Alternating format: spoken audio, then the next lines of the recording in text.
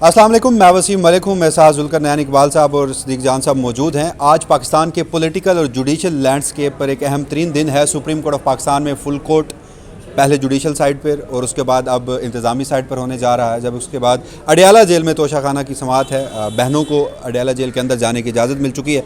जबकि एक और डेवलपमेंट जो कि सियासी महाज पर है वो बलूचिस्तान में एहतजाज के हवाले से, और वहाँ से इतलात ये आ रही हैं कि महमूद खान अजगज़ई का वो एहतजाज अख्तर मेंगल और पाकिस्तान तहरीक इंसाफ जिसमें उनकी मुआवनत कर रहे हैं वो खासा कामयाब जा रहा है। तो सर, बग़ैर किसी तमहीद के आपको और देखने वालों को सदर साहब और चीफ जस्टिस याहिया अफरीदी की जानिब से नया अदालती साल मुबारक हो। खैर मुबारक जी, अल्लाह ताला अपना रहम करे। गवर्निंग बॉडी की जानिब से भी अल्लाह ताला रहम करे। पिछले अदालती साल में याहिया अफरीदी साहब के अदालती साल में 26 नवंबर हुआ है। अल्लाह ताला रहम करे। अब इस साल पता नहीं कौन से गोल खिलाएगी हमारी अदलिया। और पिछले अदालती साल भी है 26 नवंबर करीब ही है। हाँ, और दूसरा इनके अदालती जो पिछला साल था याहिया अफरीदी साहब का, उसमें इन्होंने 53 जज लगाए हैं और इनाम अमीन मिनहास साहब और जस्टिस आज़म खान साहब इस टाइप के फिर इन्होंने जज ट्रांसफ़र करके लाए हैं। ये इनकी बड़ी कामयाबी थी। जस्टिस डोगर वगैरह को, खादिम सुमरो को और जस्टिस आसिफ को ट्रांसफ़र करके लाए। फिर एक और ये है कि अपनी हुकूमत ने, निज़ाम ने अपनी मर्ज़ी के चीफ जस्टिस से लगवा लिए और फिर 8 फरवरी के फ़ैसले नहीं होने दिए और 9 मई के केसों में 16 अरकान कौमी और सूबाई असम्बली और सेनेटर्स इनको कन्विक्ट किया गया है। तो अल्लाह ताला रहम करे। इमरान खान को झूठे केसेस में सजाएँ हुई, उसके ऊपर और बेबुनियाद केसेस बने, जेल में उस पर सख्तियाँ हुई, बर्बरियत हुई। ये था जस्टिस याहिया अफरीदी साहब के पिछले 1 साल। और हर चीज़ को खुफिया रखना, सुप्रीम कोर्ट में कर्फ्यू लगाना, जजेस की मुलाकातों पर पाबंदी लगाना, जजेस को बैरून मुल्क जाने से रोकना और बाकायदा ये सहूलतकारी मरकज़ बाहर बनाना। ठीक है, तो ये पिछले 1 साल की उनकी कारकर्दगी है। अल्लाह ताला रहम करे। अगले साल पता नहीं वो क्या करेंगे। आप हैं पुर उम्मीद? आज जो स्पीच उन्होंने की ना, मैं 1-2 चीज़ें उसके हवाले से पहले आपको बता दूँ। आज तकरीर में याहिया अफरीदी साहब ने कहा जी एक ज़माना था, उनका इशारा शायद बंदयाल साहब की तरफ था कि जब अर्ली हियरिंग की पटिशनें जाती थी और 1-1 साल पेंडिंग रहती थी। अब हमने ब्रांच को कहा कि जैसे ही आए ज़मानत शमानतों के केस हैं ये लगाएं, ऐसे करें वैसे करें। मैं सिर्फ एक चीज़ पॉइंट आउट करूँगा, टेस्ट के तौर पर आपके सामने रखता हूँ। GHQ हमला केस फर्द जुर्म शेख रशीद ने चैलेंज की हुई है। ट्रायल कोर्ट ने दरख्वास्त मुस्तरद की। हाई कोर्ट ने कहा जी इट्स टू अर्ली कि अभी आप एक्विटल की दरख्वास्त फाइल करें। अपील सुप्रीम कोर्ट में पेंडिंग है, 2 हियरिंग्स हो चुकी हैं। हर दफ़ा जज ही कहते थे चलो इसको अगले हफ्ते लगा देते हैं। उसके बाद से लेके आज तक ये 3 महीने से ज़्यादा हो गए हैं, वो दरख्वास्त मुकर्रर नहीं हुई। 4 अर्ली हियरिंग्स, जिसमें सरदार अब्दुल राज़िक साहब कुछ देर पहले यहाँ मुझे बता रहे थे कि 4 अर्ली हियरिंग को डाल चुके हैं और किसी अर्ली हियरिंग को डिसमिस करने का तहरीरी हुक्मनामा भी नहीं आया अभी तक उनके पास, के पता चले कि खारिज कर दी गई है। तो वो कौन सी हैं जो जल्दी जल्दी लग जाती हैं? वो बहुत बड़ा इंकशाफ है। आप दोबारा अपने देखने वालों को बताएं। आप ये बता रहे हैं, मैं थोड़ा सा एक्सप्लेन आम व्यूवर के लिए कर दूँ। वैसे तो आपने शेख रशीद साहब का जिक्र किया, तो शेख रशीद साहब अक्सर कहते होते हैं कि मैं अक्लमंदों का लीडर हूँ। ठीक है, बेवकूफ़ों से मैं मुखातिब नहीं होता। तो ज़ाहिर है हमारे जो देखने वाले अहम बात उनकी आप भूल गए हैं जो इस पर बड़ी फिट बैठती है, there is always a face behind the case. सही बात है। अच्छा, वैसे तो ज़ाहिर है अक्सरियत को समझ आ रही होगी, लेकिन कुछ व्यूअर्स को मैं बता दूं कि GHQ हमला केस जो इमरान खान साहब पर और शेख रशीद साहब पे बना है और बहुत सारे लोग हैं उसमें, तो उसमें जब ट्रायल चल रहा होता है तो अगर आपके ख़िलाफ़ आप ये समझते हैं कि आपके ख़िलाफ़ कोई सबूत मौजूद नहीं है, इसको थोड़ा सा इधर कर लें ताकि आवाज़ ठीक है, सॉरी। तो अगर आप समझते हैं कि आपके ख़िलाफ़ सबूत मौजूद नहीं है तो आप ट्रायल कोर्ट में इंसदाद दहशतगर्दी की अदालत में एक दरख्वास्त दायर करते हैं कि मुझे बरी किया जाए, क्योंकि अब तक जो ट्रायल चला है मेरे ख़िलाफ़ कोई सबूत नहीं आया। तो इंसदाद दहशतगर्दी की अदालत ने शेख रशीद साहब की बरीयत की दरख्वास्त मुस्तरद कर दी कि आपको बरी नहीं किया जा सकता। उन्होंने उस फैसले को चैलेंज किया हाई कोर्ट में। हाई कोर्ट ने कहा कि ये बहुत अर्ली है कि आपकी बरीयत की दरख्वास्त का फैसला किया जा सके। उन्होंने भी उनकी दरख्वास्त मुस्तरद कर दी, यानी उन्होंने इंसदाद दहशतगर्दी की अदालत का फैसला बरकरार रखा। हाई कोर्ट के फैसले को चैलेंज कर दिया शेख रशीद साहब ने सुप्रीम कोर्ट में। उस पर सरदार अब्दुल राज़िक जो उनके वकील हैं, उनके हवाले से हमारे दोस्त जुल्कर नैन इकबाल साहब बता रहे हैं कि उन्होंने इनको ये बताया कि 4 जल्द समाअत की दरख्वास्तें वो दे चुके हैं और वो केस अब समाअत के लिए मुकर्रर नहीं हो रहा। अच्छा, अब इस केस की इंपॉर्टेंस क्या है? इसकी केस की इंपॉर्टेंस वसीम मलिक साहब, चले मैं मुख्तसर एक फैक्ट और बताऊँ इस हवाले से। इस हवाले से शेख रशीद साहब फिर एक दिन आए सुप्रीम कोर्ट और उन्होंने कहा कि यार केस फिक्स कराने के लिए मैं किससे मिलूँ, क्या करूँ, मैं तो थक गया हूँ दरखास्तें दे के वकील साहब के ज़रिए। तो राज़िक साहब ने उनको कहा कि जी आप रजिस्ट्रार से मिलने जाके एहसन बून को वकील कर लेते। वो तो मैंने उन्हें मशवरा दिया था, लेकिन बून साहब को पता है मैंने किसका केस पकड़ना है किसका नहीं पकड़ना। अच्छा, शेख रशीद साहब फिर वो आपको पता है मुफ्त का वकील करते हैं, पैसों वाला चाहिए नहीं होता उन्हें, शेख हैं। शेख रशीद साहब फिर जाके मिले रजिस्ट्रार सलीम खान साहब से। ठीक है, उनको रजिस्ट्रार ऑफिस तक मैं ही लेके गया था क्योंकि उन्हें रास्ता नहीं पता था। शेख साहब ने जाके रिक्वेस्ट भेजी मुलाकात की, रजिस्ट्रार साहब ने बुला लिया उन्हें, और रजिस्ट्रार साहब ने उनको चाय पिलाई और बताया कि जनाब मेरे तो घर वाले भी आपके बड़े फ़ैन हैं, आपको बड़े शौक़ से सुनते हैं देखते हैं, तो बताएं बस केस नंबर दे दें, इंशाल्लाह आप बेफिक्र होकर चले जाएं, अगले हफ्ते में मैं लगा दूंगा। उसके बाद आज तक वो अगला हफ्ता नहीं आया, इस बात को भी 2 महीने से ज़्यादा गुजर चलें गया। वो तो देखें। एक मिनट में इसकी एक बहुत इंपॉर्टेंट चीज़ है, वो बताना ज़रूरी है अपने देखने वालों को। आखिरी चीज़ सुन लें, अभी राजिक साहब से मैं पूछ रहा था कि आपने उसके बाद अर्ली हियरिंग मजीद को नहीं दी, अब तो सहूलतकारी सेंटर भी बन गया। उन्होंने कहा कि ये लास्ट वीक चीफ जस्टिस साहब बार के रूम में आए थे, जिसमें वकीलों ने मुतालबा किया कि जी गंदे कपड़े बाहर ना धोए जाएँ, तो उन्होंने फुल कोर्ट बुला लिए, जैसे आज तकरीर में भी कहा।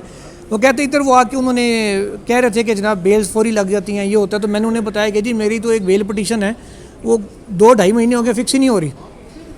या ये सबने कहा 9 मई का तो नहीं है, क्योंकि 9 मई वालों को केसों का मैं आज भी नहीं लगाता। उन्होंने कहा नहीं 9 मई के नहीं है, उसके अलावा भी हम केस करते होते हैं।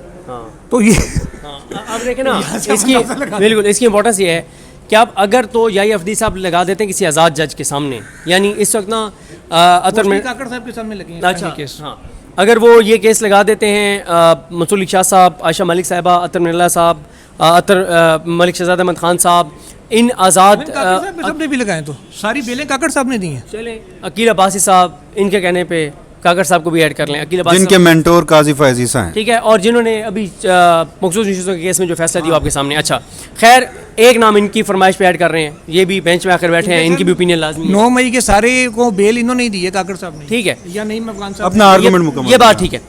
इसमें मसला ये है कि अगर आज़ाद जजेस के सामने लग जाता है तो उन्होंने शेख रशीद को चांसेस हैं कि कर देना बरी। उस फैसले की बुनियाद पे बहुत से लोगों की बरियत की दरखास्तों पे फैसला करना पड़ जाएगा, ठीक है, तो इसलिए वो केस नहीं लगाया जा रहा ताकि नीचे सबको सजाएं हो जाएं। अच्छा मैं हैरान हूँ, आप दोनों जिस नुक्ते पे बात कर रहे हैं, अहम अपनी जगह, आप चीफ जस्टिस याही अफरीदी की तकरीर को आपने सीरियसली ले लिया। यानी अगर उनके एक एक नुक्ते पे बात की जाए तो हर मामले में, ये तो आज की जो तकरीब थी ना, ये अंजमन सताइश बामी थी। बार चीफ जस्टिस की तारीफ़ कर रहा है और चीफ जस्टिस जो है वो बार की तारीफ़ कर रहे हैं। इस सारे मामले में ठीक है, कुछ चीज़ें ऑप्टिक्स के लिए थी, उस पर हम बात करते हैं कि बाहर जो इफ्तिताह हुए उसमें कुछ जजेस नहीं आए, चीफ जस्टिस याही अफरीदी ने जस्टिस मंसूर अली शाह के सवालों का जवाब नहीं दिया। और लेकिन 2 चीज़ें हैं जिसको मैं डिस्कस करना चाहता हूँ। एक तो ये जो बार्स में, चाहे वो पाकिस्तान बार हो या सुप्रीम कोर्ट बार, उन्होंने इनडायरेक्टली जस्टिस मंसूर अली शाह को टारगेट किया और खतूत के हवाले से, और सियासत में मुदाखलत नहीं होनी चाहिए और जजेस और दीगर। लेकिन जो अटॉर्नी जनरल ऑफ पाकिस्तान की तकरीर थी ना, उसमें आपने भी नोटिस किया होगा कि अटॉर्नी जनरल ऑफ पाकिस्तान एक चीज़ बार बार उसको दोहराते रहे और बड़े ज़ोर से, और उनकी जो टोन थी ना वहाँ, मुझे मेरी ज़ाती हैसियत में वो थ्रेटनिंग लगी, जिसमें वो कह रहे थे कि आप ज़ेर-ए-इल्तवा मुकदमात इसलिए काम करते हैं कि आप जो सियासी नोयत के पॉलिटिकल मोटिवेटेड केसेस होते हैं ना, उसको लंबे अरसे के लिए सुनते हैं। तो जब आप पॉलिटिकल मोटिवेटेड केसेस में फिर आपके ऊपर इल्ज़ामात भी लगते हैं। अगर आप इन केसेस को नहीं सुनते और आप सिर्फ आम लोगों के केसेस सुनते हैं तो ज़ेर-ए-इल्तवा मुकदमात ख़त्म हो जाते हैं। सवाल मेरा ये है कि आज भी अगर मैं दुरुस्त समझाऊँ कि वो एक थ्रेटनिंग टोन थी और वो समझा रहे थे कि अगर कोई इस वक्त भी कोई एडवेंचर के चक्कर में है तो इस भूल में ना रहे, तो अभी भी कोई खौफ है, कोई डर है कि कुछ हो सकता है, उलट हो सकता है सब कुछ? वो थ्रेट इसलिए कर रहे होंगे कि आज फुल कोर्ट इस वक्त मीटिंग चल रही है ना, वो कहीं ये ना हो कि कहीं जजेस कुछ ये ना कहते हैं कि जी फुल कोर्ट के सामने ही लगना चाहिए 26वीं आईनी तरमीम का केस, यानी ये भी एजेंडे पे ना आ जाए, डिस्कस ना हो जाए। बाकी सर बात यह है कि AG साहब का जिन लोगों के साथ उठना बैठना है ना, वो थ्रेट कर सकते हैं। मंसूर अली शाह साहब ने 6 सवालात उठाए थे अपने ख़त में, याही अफरीदी साहब ने 2 के जवाबात को हल्का सा टच करा के निकले। वो 2 कौन से हैं वो सुन लें। एक, जैसे शाह साहब ने कहा था, जैसे जजों के नाम ऑलमोस्ट ECL में डाले गए हैं कि मतलब बैरून मुल्क जाने पे पाबंदियाँ, NOC, ये वो जो अनप्रेसिडेंटेड है जजेस को कंट्रोल करने के लिए, उसका उन्होंने कहा कि जी छुट्टियों में किसी को कोई रोक टोक नहीं है, जहाँ मर्जी जाए। अलबत्ता अदालती औकात के दौरान के अदालती काम की जब कोर्ट चल रही है उस वक़्त के लिए हमने एक वो SOP बनाया। तो SROs में तो लोकेशन भेजना और एमरजेंसी में छुट्टी कैंसिल होना और बहुत सारी चीज़ें थी। जाहिर है। तो दूसरा सवाल बताएं, हम दूसरे मौज़ूआत पे जाते हैं। हाँ, दूसरा उन्होंने जो जवाब दिया, वो जो शाह साहब ने एक सवाल उठाया था कि फुल कोर्ट मीटिंग की वजह सर्कुलेशन से क्यों रूल्स मंजूरी के लिए वोट किया गया। इस पर उन्होंने जवाब को टच करके यूँ निकले हैं कि सर्कुलेशन के ज़रिए हमने इसलिए किया कि ये एक मीटिंग में तो इतने बड़ी काम होने वाला नहीं है, ये तो लंबी चीज़ होती है, इसलिए हमने सर्कुलेशन के ज़रिए फैलाते रहे कि इनपुट आता रहे, फिर एंड पे हमने इकट्ठा एक फुल कोर्ट बना लिया है। सिर्फ इन 2 सवालों को उन्होंने एड्रेस किया, जो एक प्रैक्टिस एंड प्रोसीजर नामी एक पापा नामी कानून था जिसकी कमेटी थी, इजलास क्यों नहीं होते, उनको बिल्कुल ही अक्सर मुस्तरद करके वो निकल के आगे। आपको याद है सदीक जान साहब, गुज़श्ता हफ्ते हमारी चीफ जस्टिस याही अफरीदी साहब से मुलाकात हुई, बहुत सारी चीज़ें ऑफ द रिकॉर्ड थी, जर्नलिस्टिक कर्टसी, लेकिन आज एक चीज़ का उन्होंने खुद तस्करा किया, तो अब उसका तस्करा होना ज़रूरी है। उन्होंने कहा कि सर्कुलेशन से रूल्स मंजूर हो गए थे, फुल कोर्ट में नहीं बुलाने जा रहा था, लेकिन सिर्फ सुप्रीम कोर्ट बार एसोसिएशन ने अपनी तजावीज़ दे भेजी और फिर वो एक तंजन उन्होंने कहा कि ये जो इख्तलाफ करने वाले जज थे ना, जिन्होंने फुल कोर्ट का कहा था, उनमें से किसी ने भी तजावीज़ नहीं भेजी। आज उन्होंने बताया जस्टिस मुनीब ने भी तजावीज़ भेजी हैं, जस्टिस आयशा ने भी भेजी हैं, जस्टिस शहजाद मलिक ने भी भेजी हैं, जस्टिस अमीनुद्दीन खान ने भी भेजी हैं और मैंने भी भेजी हैं।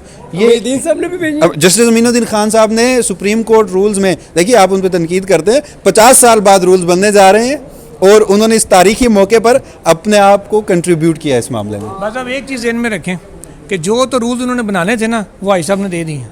हाँ, बाकी वापस भी ले लें तो काम हो गया। अच्छा चले, अडयाला जेल में आज समात इमरान खान की बहनें जो हैं वो वहाँ पर मौजूद हैं। इतलात के मुताबिक जेल के अंदर जाने की उन्हें इजाज़त दी गई है। आज कोई बड़ी खबर अडयाला जेल से अब तवक्को है आपको? सर जी बिल्कुल आ सकती है। एक तो मसला ये है कि आज 8 सितंबर है। इमरान खान साहब ने सितंबर में जलसे का कहा था ऐलान करें, अभी तक ऐलान नहीं किया।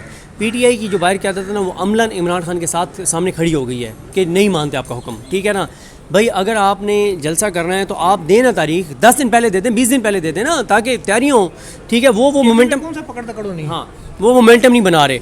दूसरा, इमरान खान साहब की लाइफ थ्रेट के वाले से बहुत खदशात हैं, उस पर पीटीआई की क़यादत नहीं बोल रही। उनकी बहनों पे हमला हुआ, उसके ऊपर पीटीआई की क़यादत कुछ नहीं कर रही।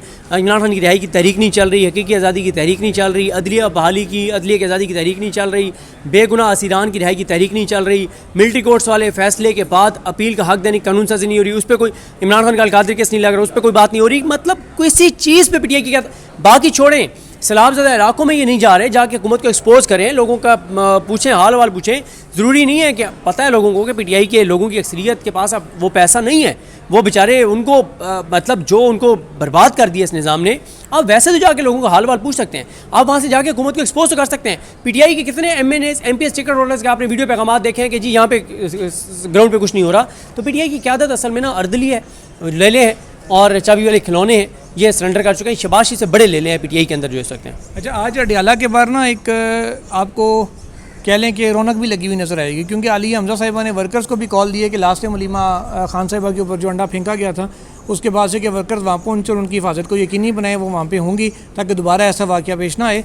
तो भारी नफरी जो दागल और दूसरा जो गोरखपुर नाके वहाँ पे तैनात की गई है। भारी नफरी कुछ दूसरे लोगों की भी तैनात की गई है। ओपनिंग जोड़ी तब्दील कर दी गई है, सवाल जो हैं वो दे दिए गए हैं, वो भी अब आपसे कुछ देर बाद आप वो नज़ारा देख लेंगे। बहरहाल और कुछ देर बाद एक और नज़ारा भी ये चश्मे फलक देखेगा कि सुप्रीम कोर्ट ऑफ पाकिस्तान में अभी तकरीबन 15-20 मिनट बाद जब हम रिकॉर्ड कर रहे हैं, फुल कोर्ट का बाकायदा इजलास जो एडमिनिस्ट्रेटिव साइड पे होगा। इसमें मेरी कुछ 1-2 जजेस से बात हुई, ये अभी इवेंट के दौरान ही हल्के फुल्के जो बाहर थे, तो वो कह रहे हैं एजेंडे के ऊपर सिर्फ और सिर्फ रूल्स हैं, उसके अलावा कोई चीज़ नहीं है। अलबत्ता चीफ जस्टिस चाहें तो एजेंडे में शमूलियत कर सकते हैं, या फिर जब रूल्स के ऊपर ही हर बंदे ने अपनी राय देनी है उसके अंदर वो जो भी बात करना चाहे कर सकता है, और फिर देखते हैं जो भी होगा। सदीक साहब क्विकली, बलूचिस्तान में एहतजाज और पीटीआई ने और इमरान खान का स्टेटमेंट आया और उन्होंने बड़ा ज़ोर देकर पीटीआई को हिदायत की कि आपने उस एहतजाज का हिस्सा बनना है। अब तक मौसूल होने वाली कोई इतलात? 100% सक्सेसफुल है वो, और उसकी वजह यह है कि पीटीआई की एक तो बलूचिस्तान जो है ना, वहाँ पे ज़ाहिर है महमूद जगदई साहब भी हैं, अख्तर मेंगल साहब भी हैं, फिर अल्लामा नासिर अब्बास की सपोर्ट हासिल थी, फिर वहाँ पे सालार खान काकड़ और दाऊद शाह और ये सब ज़ाहिर है वहाँ पे वो उस तरह से सूरत हाल नहीं है जो दीगर जगहों पे है। लेकिन सवाल ये है कि अगर बलूचिस्तान में हड़ताल हो रही थी तो KPK में इन्होंने अनाउंस क्यों नहीं किया, पंजाब में अनाउंस क्यों नहीं किया, सिंध में अनाउंस क्यों नहीं किया? पीटीआई को तो पूरे मुल्क में ये हड़ताल की कॉल देनी चाहिए थी। लेकिन बात यह है कि जो KPK में जलसे की तारीख नहीं दे रहे तो वो हड़ताल कहाँ करते हैं। लेकिन बलूचिस्तान की हद तक 100% कामयाब हड़ताल है, जो इस तरह तक वीडियोज़ आ रही हैं। बहुत शुक्रिया नाजरीन, ये अब तक के पाकिस्तान के पॉलिटिकल और जुडिशल लैंडस्केप पर कुछ अहम तरीन डेवलपमेंट्स थी जो इस वीडियो के तवज्जुह से आपकी खिदमत में हम हाजिर हुए। इजाज़त दीजिएगा, अल्लाह ने के बाद।